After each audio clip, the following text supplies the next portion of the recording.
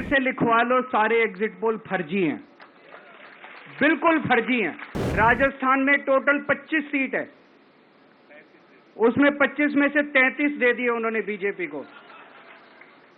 ऊपर से आया होगा भाई बीजेपी को ज्यादा देने हैं। गिनती से 3 दिन पहले फर्जी एग्जिट पोल कराने की क्या जरूरत थी, ये समझने वाली बात है। एक छोरी ये चल रही है कि अगर इन्होंने कल ही कम सीट दिखा दी होती एग्जिट पोल वालों ने, इन दोनों के खिलाफ आरएसएस में और बीजेपी में कल ही बगावत शुरू हो जाती, 4 तारीख तक इंतजार ही नहीं होता। कल एग्जिट पोल आए हैं, मेरे से लिखवा लो, सारे एग्जिट पोल फर्जी हैं, बिल्कुल फर्जी हैं।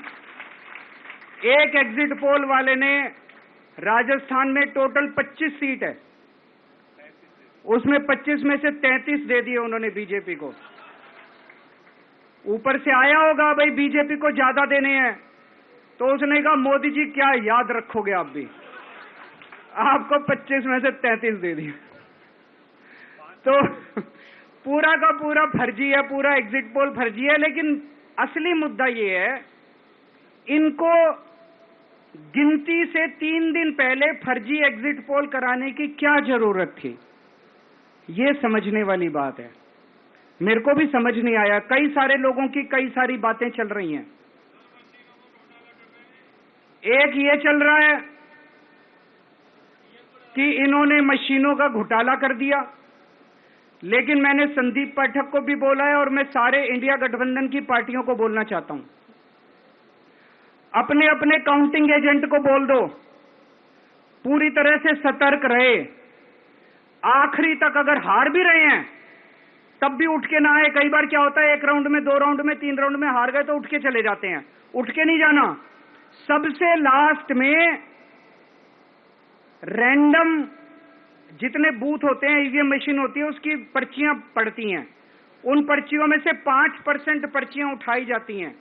उन 5% ईवीएम की मैचिंग वीवीपैट की स्लिप से कराई जाती है। वीवीपैट पे जो स्लिप है उसकी काउंटिंग होती है, जैसे बैलेट पेपर की काउंटिंग होती थी, और उसकी काउंटिंग और ईवीएम की चेकिंग होती है दोनों की। एक भी मशीन अगर मैच ना करे तो वहां चुनाव रद्द कर दिया जाता है। तो अगर आपने ये चेकिंग कर ली वहां पे, तो इसका मतलब फिर ईवीएम का घोटाला हम बचा सकते हैं। फिर ईवीएम के घोटाला अगर कर रखा इन्होंने तो हम उसको एक्सपोज कर सकते हैं।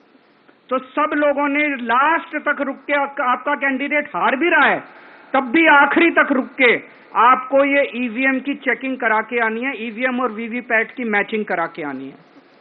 एक छोरी ये चल रही है कि इन्होंने इतना ज्यादा सीटें इसलिए दिखाई क्योंकि इनके लोगों ने शेयर मार्केट में इन्वेस्ट कर रखा है, और कल जब शेयर मार्केट खुले तो बम्पर होगा, तो ये अपने शेयर बेच बाच के खुद तो निकल लेंगे बाकी।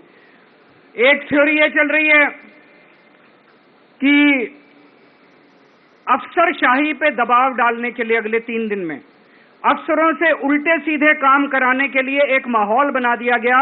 भाई आ तो हम ही रहे हैं, तो हमारी बात मानो, उल्टे सीधे काम करो, काउंटिंग में गड़बड़ कराएंगे, सब कुछ करेंगे।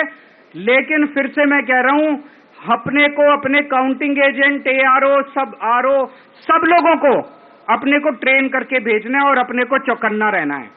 बाद में हम कहते रहे इन्होंने ये कर दिया, उसका कोई फायदा नहीं होगा, अभी अपने को चौकन्ना रहना है। एक छोरी ये चल रही है कि अगर इन्होंने कल ही कम सीट दिखा दी होती एग्जिट पोल वालों ने, तो हो सकता है कि इन दोनों के खिलाफ आरएसएस में और बीजेपी में कल ही बगावत शुरू हो जाती, 4 तारीख तक इंतजार ही नहीं होता, हो सकता है।